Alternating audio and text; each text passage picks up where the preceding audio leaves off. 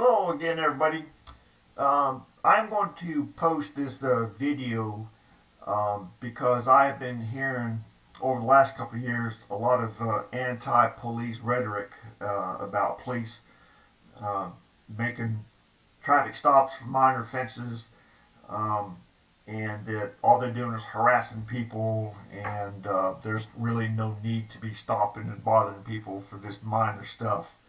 Um, well, there's a reason for police enforcing these minor traffic offenses.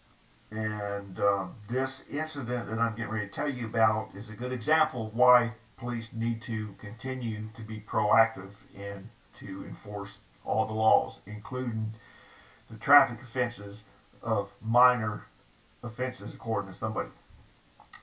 Okay, so this video or this incident occurred, I think, in March or April of 2007. I was the night shift sergeant assigned to the West Bureau, and it's probably about 1:30, 2 o'clock in the morning. I was traveling eastbound on Dorchester Road, approaching the intersection of Mishaw Parkway. Mishaw Parkway um, crosses Dorchester Road and it runs into Covington Hills subdivision.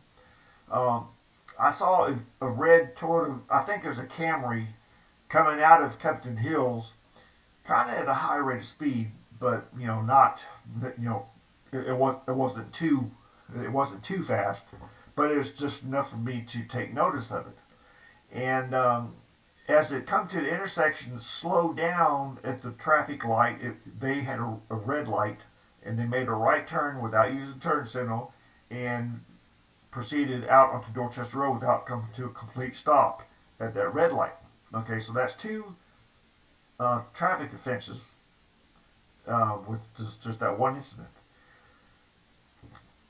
The driver, vehicle come through, continuing east onto Dorchester Road, the same direction that I was traveling, but now they was in front of me. So I pulled behind him and effected a traffic stop.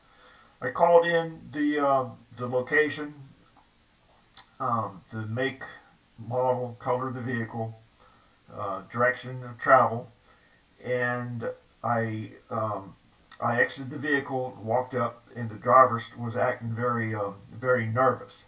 In fact, it wasn't warm out at all. It was March or April, even in Charleston, it's not warm, and he was sweating, and he started sweating a little bit more as I was talking to him. And I asked for his driver's license and registration, after I explained to him who I was and the reason for the traffic stop. Well, he said that he didn't have his license on him, but he lived right back in the neighborhood, and could I follow him back there to get his driver's license? Well, the police, maybe in some small towns or something, I don't know, but I've never followed anybody back.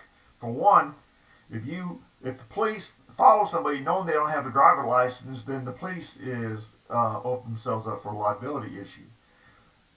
But anyway, so he didn't have his driver's license on him, and he was acting very nervous.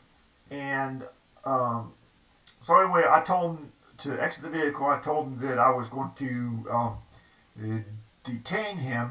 He wasn't under arrest, but I had to check some things out. And so I handcuffed him, put him in the back of my police car. Explained to him I'd be, I would complete the whole process just, as quick as possible. While I was walking back up to his vehicle, our dispatcher called me and asked me what that subject's name was. Well, she asked me to go to one of our secondary channels and asked me what his name was. So I told her, she said 1095. And I could tell the urgency in her voice that, okay, something's going on. Well, I explained to her that somebody was already in the back of my police car. She told me that his girlfriend was working at Waffle House on Montague Avenue and had called frantic and crying, saying that her boyfriend had just called her and cussed her out and accused her of cheating on him and said he was coming up there to kill her ass. Well, okay, now we got a bigger situation than just a minor traffic offense. Well, I decide to place him under arrest for not having his license, on him, it's a violation. Now, sometimes police officers have the opportunity to run the license and stuff like that, and give them a courtesy summons if everything comes back good. But the police can actually arrest somebody and take them to jail for any offense. That citation that the police give a driver is actually an affidavit. He can put somebody in jail on a traffic offense. If he gives the ticket, it's called a courtesy summons. Okay, courtesy. The police is given a courtesy to that individual and expecting them to show up to court. But anyway, so I started searching the vehicle, incident to arrest, and I found a loaded 357 Magnum underneath his front seat. Okay, now that's a felony charge right there. That is carrying unlawful possession of a pistol.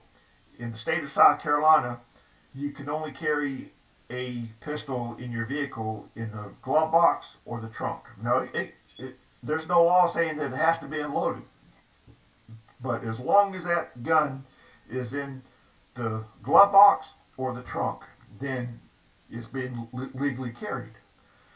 Come to find out, this guy was a already convicted felon, so he wasn't legal to possess a gun, so that was another felony charge. To make a long story short, because I was proactive and stopped somebody on a minor traffic offense, I prevented her from being killed that night. Hopefully she's still around. It's been a number of years, but please don't be mad at the police for doing their job. Okay. A lot of the times is when the police comes up to your vehicle, your attitude a lot of times depends on will determine how the outcome of that traffic stop is going to be. So let me get off my soapbox. Please like, share, and subscribe if you want to be notified when I post a new vehicle. I've just got a ton of stories that I'm going to be sharing on my YouTube channel. Appreciate you tuning in.